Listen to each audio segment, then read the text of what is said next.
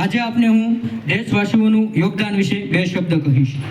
શબ્દો એક શોધું ને આખી સહિતા નીકળે, કૂવો એક ખોદું ને આખી સરિતા નીકળે. અરે તાસીર છે આ ધરાની દોસ્ત, વાવ महाभारत ने गीता निकले. खुश नसीब होते हैं वो लोग जो इस देश पे होते हैं कुर्बान, जान दे के भी होते हैं लोग अमर, करते हैं सलाम उस देश प्रेमियों को जिनके कारण इस तिरंगा का मान होता है.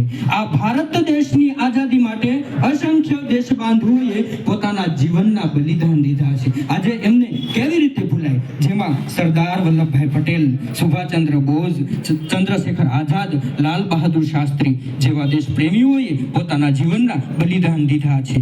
જનની જન્મભૂમિ સ્વર્ગાદપી ગર્યસી, અર્થાત જનની અને જન્મભૂમિ સ્વર્ગથી પણ ચડિયાતા છે. જેમ આપણને આપણી જનેતા પ્રત્યે પ્રેમ હોય છે, તેમ જન્મભૂમિ માતૃભૂમિ પ્રત્યે પ્રેમ હોય તે સ્વાભાવિક છે.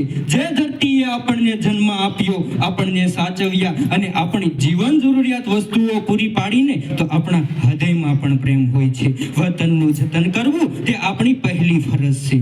શિવાજી મહારાજના વફાદાર સરદાર તાનાજીએ પોતાના પુત્રના લગ્ન પડતા મૂકી સિંહગઢ પર આક્રમણ કરવાની તૈયારી બતાવતા કહ્યું હતું, પહેલે દેશ ધીર કર.